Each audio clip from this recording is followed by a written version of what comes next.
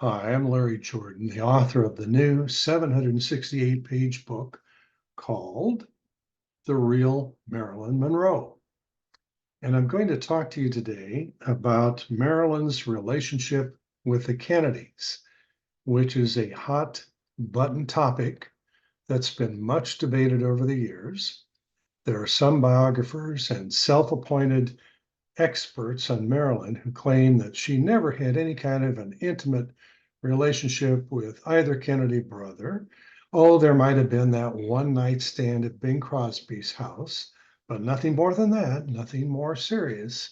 And I'm here to tell you that they are either very uninformed, very naive, or they're flat out lying to you. And I believe the latter is more likely the case.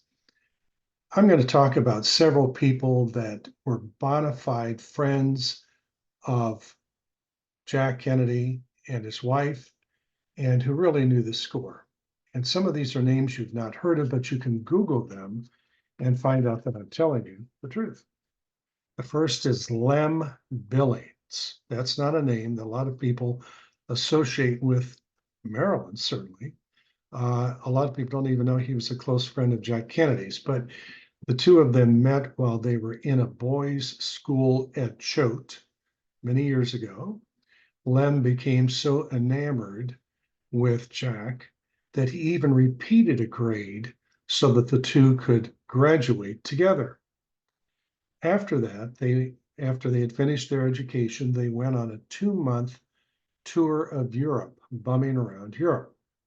And Lem Billings remained a close friend. He was actually called the first friend by people in the White House because he was just omnipresent. He left some of his personal belongings and clothes in a third-floor White House bedroom. Jackie Kennedy said that Lem had been her house guest for the entirety of her marriage. That's not to imply that he was there every minute of the day. He had gainful employment elsewhere, but he was with the Kennedys most weekends. Lem would accompany them to Camp David or to Glen Ora or Wexford, the two houses they first rented and then they built one in Virginia. Lem was thought of so highly that he was also an escort at times for some of the Kennedy women. He was gay, by the way. Uh, Lem also was deputized to select state gifts that Kennedy presented to Nikita Khrushchev and other foreign leaders when he would have conferences with them. Lem Billings was also described as probably the saddest of the Kennedy widows. So does that give you an idea of just what the status of Lem Billings was? I'm going to show you a picture of the two of them from my book. They had quite the bromance. As a matter of fact, there was concern at some levels of the government that this could potentially hold a blackmail threat to the president because of his association here. You can see two pictures. One was taken in their college days, and the other was taken during one of the outings in Virginia. That's Lem Billings with Jack Kennedy. But here's why it's significant. Lem Billings confirmed that Marilyn and Jack had a long-term relationship. They dated off and on for years, and he said that Jack saw her at every opportunity. Oddly, she continued to hold his interest as a mistress. She visited on him a variety of moods and sexual attitudes that excited his craving for variety, unquote. That's from Lem Billings. Let's talk about a name you may have heard associated with Marilyn, Charles Feldman. He was Marilyn's agent from 1951 until 1955. He was also a very successful producer. He had produced A Streetcar Named Desire. He also produced Marilyn's film, The 7-Year Itch.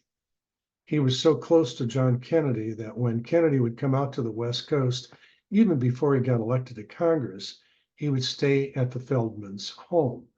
Feldman was married to Jean Howard, someone whom you may have run across.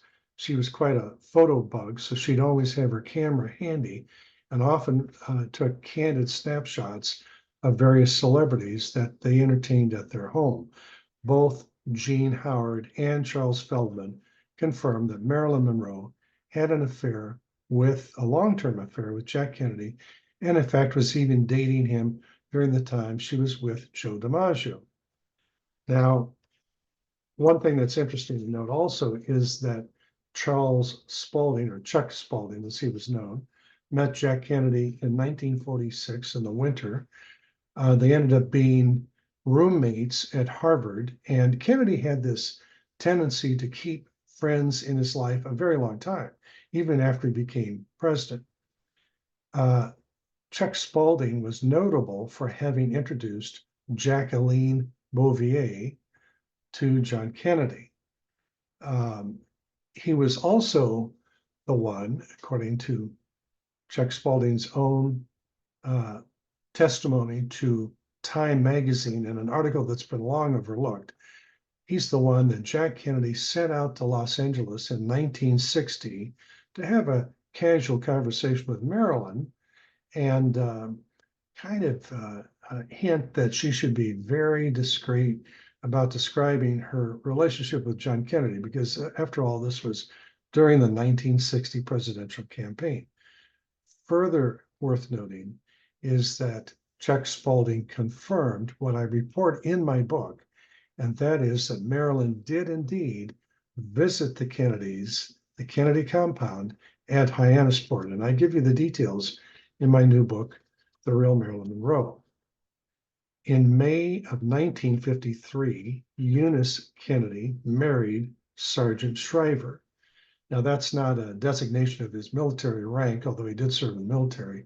Sergeant was his first name, and he was from the state of Maryland. And at the wedding reception afterwards, the Kennedy brothers, John, Bobby, and Ted, were to have sung the song, My Maryland, in tribute to Sergeant Shriver. Instead, they sang My Maryland, which was an obvious reference to Jack's involvement with Miss Monroe, even at that early date, by 1953. Jack and Jackie got married in September of 1953, and they headed for Acapulco for a couple of weeks. Then they flew to Los Angeles and made their way up the coast of California. But at one point, Jack left his new bride and drove by himself to Palm Springs for the weekend, telling the new Mrs. Kennedy that he had important business to transact. And that important business was to see Marilyn Monroe. JFK had back surgery also in 1954, and a reporter named Patricia McMillan paid a visit to him, and she reported at the time that she saw on the wall of the hospital room where Jack was recovering from very severe back surgery, a large poster of Marilyn Monroe standing with her legs apart. And what was especially notable about this was that the poster was positioned upside down, so that that's how Jack Kennedy could take a look at her and bring a smile to his face during his difficult recovery. Arthur James was a successful real estate broker who was acquainted with both Marilyn and Jack Kennedy. And he knew that when Jack would come out to the West Coast, particularly before he became really well known, when he was sort of an obscure congressman, which was in the early 50s, he and Marilyn would get together at the Holiday House, which was a kind of secret rendezvous point for celebrities. Most of the public did not go there. It was a bit restricted on your access. But anyway, the Holiday House was one of the locations where Jack and Marilyn would meet along the Pacific Coast Highway. Then there is Senator George Smathers, one of my favorites. He was a senator from Florida and probably Jack Kennedy's best friend in Congress. George Smathers was a playboy like Jack Kennedy. And the FBI documented, and I reported in my book, that Kennedy and he took multiple trips to Cuba in the pre-Castro days. While there, they not only partied and went to the casinos, but Jack made a point of seeing Florence Pritchard Smith. She was the wife of the ambassador, the US ambassador to Cuba, pre-Castro. Florence and her husband also had a home next door to the Kennedys in Palm Beach. And she was a long-term, rather serious love interest of Jack Kennedy. Now, what's interesting about that is that JFK and she had, as I say, a long-term love affair. And Dorothy Kilgallen was a close friend of Florence Smith because they were both on the staff of the New York Journal American. And Dorothy reported also that there had been a person aboard a flight when Marilyn and Joe DiMaggio were heading somewhere and overheard an argument with them about someone that she was involved with, and that someone was Jack Kennedy. George Smathers, coming back to him, reported that in a confidential interview that one night at the White House, when he was attending a celebration, he danced with the First Lady. And while they were dancing, she said to him, George, don't think I'm naive. I know all about what's going on with Jack and you and the girls, especially that midnight cruise on the Potomac with Marilyn Monroe. Now, the Sequoia was the presidential yacht that had been in service since the days of FDR when he had conferred with Winston Churchill. Kennedy had his last birthday party aboard the Sequoia. Nixon met Brezhnev on the Sequoia. It was a 110-foot yacht. As a matter of fact, believe it or not, I've been on that yacht. I'll tell you about that story sometime. But Marilyn was on that yacht for a moonlight cruise, and Jackie knew about it and confronted George Smathers. Jackie had her own friends, her own counsel, and one of them was documented to have been Dr. Frank Finnery. He was a cardiologist and professor of medicine who was a neighbor of Bobby Kennedy in McLean, Virginia. Mrs. Kennedy became used him as kind of a confidant, and she discussed her husband's affairs with Dr. Finnery. And he said later that the one that bothered her the most, quote unquote, was Marilyn Monroe. Now we come to Lou Harris, whom you've probably heard about. Lou Harris was a pollster, very famous pollster for politicians. He had helped coach Jack Kennedy during the Nixon-Kennedy debates of 1960. He did crucial polling and encouraged Kennedy to participate in the West Virginia primary, which helped establish his bona fides as a credible candidate, despite the fact that there was some anti-Catholic fervor in the country. Lou Harris and his wife were at the after party following the Madison Square Garden event in May of 1962, when Marilyn famously sang Happy Birthday to President Kennedy. And I'll digress a moment to tell you that Kennedy was well aware that Marilyn was going to do it in a very sultry way, because the organizer of the event, Richard Adler, had phoned the White House all upset because he was fearful that Marilyn was doing this in a way that would embarrass the president. But Jack Kennedy laughed and said, everybody will love it. So it officially had his blessing. Anyway, Lou Harris was at the after party, which was held at the townhouse of Arthur Krim and his wife. And the performers who had been there that night entertaining the president were there at the after party. And Lou Harris commented, first of all, that Jack Kennedy had confided that he had dated Marilyn off and on for years. And he observed Jack Kennedy at the party, keeping his eyes on Marilyn. He said that at one point, Marilyn was flirting with Bobby Kennedy and had kind of pressed him up against the wall in a move that he regarded as rather brazen. And Lou Harris thought it was kind of an attempt by Marilyn to make Jack jealous.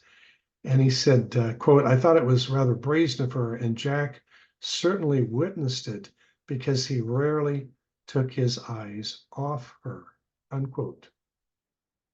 Shirley MacLaine was at that same after party, and she wrote in her memoirs that JFK and Marilyn went into another room privately and stayed a while, and then Kennedy exited from a different door. Then she observed Bobby Kennedy going into that room, but only staying a few minutes. And she commented that they could have been talking about international relations, but we thought it was another kind of relations that they were talking about. So that gives you a little of insight to what was going on. The White House photographer Cecil Stoughton was there, and he took pictures of the party and various people with the president. But he reported later that the Secret Service, when he was developing the film at the White House, came and confiscated all the photos, or so they thought, that he had taken of the Kennedys talking to Marilyn Monroe. There was only one image that survived, and it was a print that was in the developer, and the Secret Service accidentally overlooked that print. And for years, Stoughton was afraid to ever show that picture. And I'm sure you've seen it. It shows Marilyn in her beautiful gown, and she was over in a corner, and Bobby was on one side of her, and Jack Kennedy, with his back to the camera, was on the other side. And that's the picture that the Secret Service overlooked. Why were the Kennedys so paranoid about their being associated with Marilyn? For God's sakes, Jack had asked Marilyn to sing Happy Birthday to him. So he knew that the public would become aware of that aspect. A reporter for the Associated Press, Merriman Smith, was at the after party that night, and he was awakened by the pounding on his hotel room door at 2:30 a.m. of Secret Service agents who interrogated him for an hour, demanding to know what he had talked about with Marilyn Monroe. And they made the point that he should not make any mention of a relationship between either Kennedy brother and Marilyn. Talk about paranoia. Now let's talk about when Marilyn left the party. In her book that was ghost written, Susan Strasberg, daughter of Lee and Paula Strasberg, the acting coaches, said that Marilyn had left hours after JFK did, and that's total bunk. When she was on the Skip Lowe television program, he point blank asked her, and she made a point of saying that Marilyn left well before JFK did. And that's confirmed by other people, by the way. We know from the Secret Service logs that Jack Kennedy left the party, the after party, at 1:58 a.m. and arrived at the Carlisle Hotel moments later. It's just down the street. He had maintained for about 10 years a two-story, very lavish apartment in the Carlisle Hotel in New York. Now, what's interesting about this is that Marilyn left the party before Jack Kennedy did, so she had a head start. Her escort for that evening was Isidore Miller, who was her ex-husband Arthur Miller's father, whom she had a high regard for. And she took him along because she thought he would enjoy meeting the President of the United States. So she left the party early and took Isidore back home to where he was staying with his daughter in Brooklyn. And of course, she had a chauffeured limo for that night. So she had plenty of time to do that. But she did not arrive at her apartment until about 4:20 a.m. We know that because the limo receipt shows that it returned to the limo garage at 4:30 a.m. The limo garage, I discovered, was 1.7 miles from Marilyn's apartment. And at that time of day, there was next to no traffic, even in New York City. So it wouldn't have taken more than 10 minutes for that limousine to get to the garage. So that means Marilyn was dropped off about 4:20.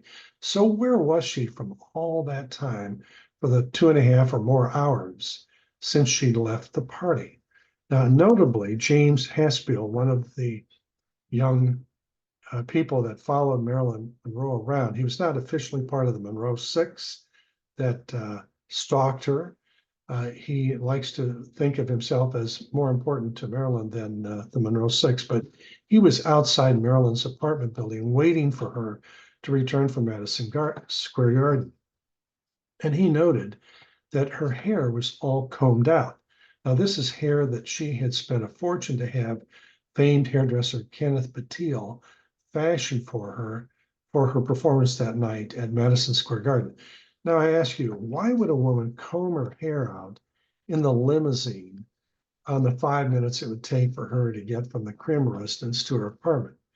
It just doesn't make sense. It's likely that it was combed out because of an earlier encounter that she had with Jack Kennedy at the Carlisle.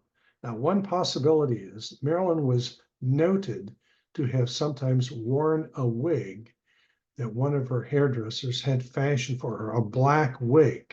And the Carlisle Hotel officially had said that on various occasions, and this was, by the way, confirmed by the FBI, would sneak in through the service entrance to the hotel to be able to gain access to Kennedy's penthouse two-story apartment. So it's possible that her hair became disheveled during that point. I'd also like to make one other observation. That is, there's at least one author out there who said, well, Marilyn was sewn into that beautiful gown. That's the common myth that's prevailed to this day. And what happened? I mean, if she had an assignation with Kennedy at the Carlisle, did the President of the United States sew her back into that gown? Well, that's ludicrous because all that gown had is a regular zipper that was easily moved up or down. The only threads on it was some additional sewing that had been affixed to the bottom of the zipper so as to fortify it against the possibility of a wardrobe malfunction. But it did not impede Marilyn from getting in or out of that dress. Now, I also go into the fact, pardon me, that Marilyn lingered in New York the next day. She did not catch a flight back to California right away. And there was overlap between the time she was there and departed Kennedy, or departed the airport in New York, and when JFK left. He actually lingered in town for a while. He had to make a speech, but then he was at his hotel for a while. So I asked the question, did the two of them see each other?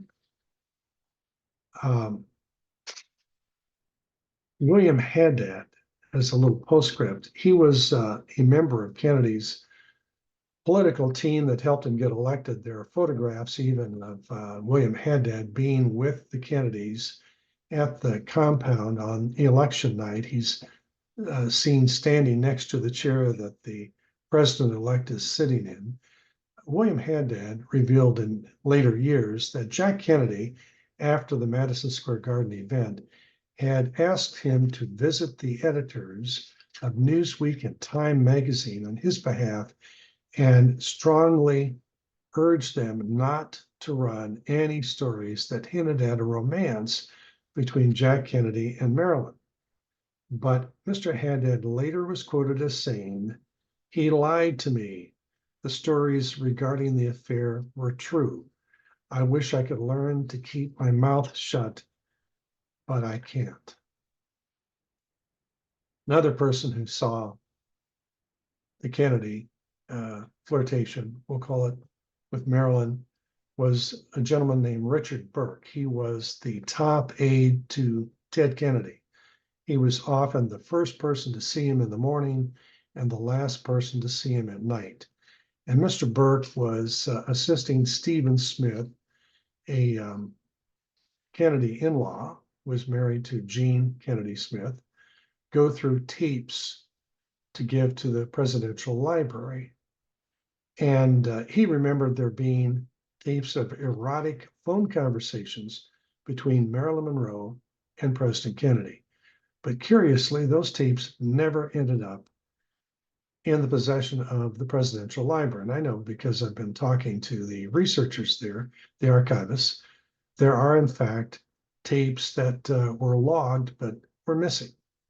So they existed at one time, but they were not ultimately handed over, which is interesting because there are tapes that are in the possession of the federal government, which are accessible to researchers, which are not particularly flattering to Jack Kennedy. Some of them even implicate him in some of his excessive zeal to spy on reporters and micromanage the Kennedy image. He became quite pedantic at times, according to what the White House tapes indicate. Before wrapping this up, I want to also mention Ralph Greenson, the horrific psychiatrist, and I go into great detail about him. He and the other doctor, Hyman Engelberg, were avowed communists. They were furtive in their activities, by the way. This is during the height of the Cold War, so they were certainly not going to come out publicly and reveal their activities, but I go into great detail about how they came on the scene around the time Marilyn's relationship with Jack Kennedy was heating up in 1960. They were both very, very high ranking in promoting the Soviet Union's philosophies in America. And I go into a great deal of detail about that that's not been explored. Just as an aside, the housekeeper Eunice Murray had been married to an ex-communist organizer, and I tell you all about that. Anyway, the point I wanted to make today is that Ralph Greenson, when interviewed by the little group that was established by the Los Angeles coroner to inquire as to why Marilyn took her own life, not if she did or not if there was foul play or not, they reported that Greenson had confirmed that she had had a very close affair, or affairs plural, with two men at the highest levels of government. Now, who could those guys be? These guys, these gentlemen that were on that committee appointed by the coroner, ultimately said they had no doubt that Greenson was referring to Jack and Bobby Kennedy. There were other people that were close to the Kennedys who affirmed the existence of a relationship. And unless you understand the context of Marilyn's affair with John Kennedy, you will not understand why she died when she did. And that's another aspect of this very interesting story pertaining to Marilyn's life that I will be going into in future videos. I thank you very much for watching. I hope this has been interesting to you and that you'll check out my new book, The Real Marilyn Monroe. Have a good day.